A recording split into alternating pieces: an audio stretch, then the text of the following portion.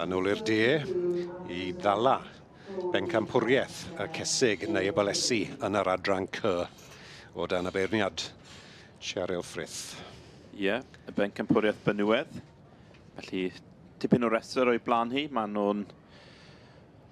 Ond y bron yn felyn i gyd gyda hi. Dwi'n meddwl bod yna bosib 1 neu 2 goch lawr y gwylod, ond mae'r lliw melyn wedi bod yn boblogaidd iawn gan y beirniad Mrs Cheryl Frith.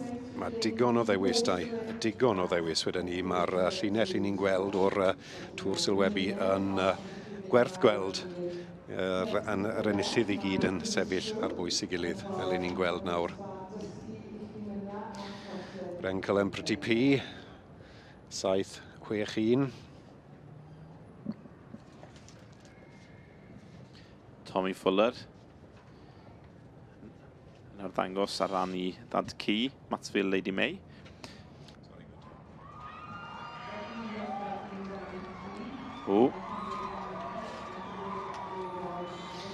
A dyma ni, mae'r enillydd wedi cael ei ddewis. Y gorau o'r Cesig neu Ebolesi y flwyddyn hyn yw Scott a Kelly Gibbons, fi'n deall 6-9-2, Glynwyn, Annie Power. Ac yn East Pencampwr, Owen Dallas, di hwnna, wy'n nabod y gwyneb, Jonathan Batt. Abergyfenni Rosie O'Neill, eiddo Jonathan a Claire Batt o Abergyfenni. A dyma ni y gorau o'r Cesig neu y Bolesi yn yr adran C blwyddyn hyn. Annie Power, digon o nerth i fynd mlaen i'r cystadlaethau a'r pencampwriaethau sydd ddod. Heb anghofio'r gil Pencampwr Benywedd wrth gwrs, teulu'r Batt, Abergyfenni Rosie O'Neill, y tad Abergyfenni Oscar ar fam, Abergyfenni Glory B. Jonathan Batt yn arddangos.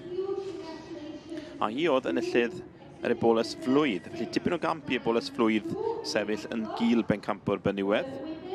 Odi, mae'n ifanc yn dwi. Mae'n oedran bach ifanc.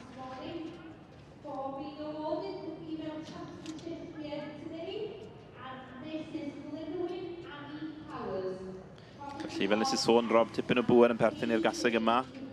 Sgwn i os yna ddigon o bŵer yn ddi i fynd ar brif Pencampwriaeth. Gaseg wag yw un, dy fe? Ie, mae hynny'n hollol wir. Felly, mae'r gaseg yma wedi ennill yn sioefer Llambed yn y gorffennol. Mae thad wedi ennill yma yn y gorffennol hefyd, Glynwyn Gideon, wedi ennill ddwywaith o leia. Wedi bod yn Pencampwr gwrwaith. Ond ysgwn i os fydd i'n mynd ar brif Pencampwriaeth ac yn mynd a thlws Chetwynd hyd yn oed ar ddiwedd y diwrnod am Pencampwr yr adran ec. Oes gaseg gwag wedi ennill o blaen? Os yn sicr, mae yna sawl caseg gwag wedi ennill yr adran ec. Ond ysgwn i os mae y gaseg yma fydd yn mynd ar brif Pencampwriaeth. Wrth gwrs, mae gyda ni'r merch i ddod ar rhai gwryw.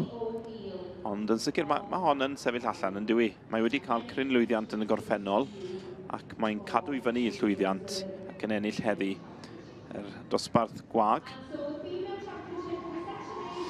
A dyma ni Pencampwriaeth yr Cesig neu Ebolesi yn y sioe frenhinol y flwyddyn hyn i Kelly a Scott Gibbons.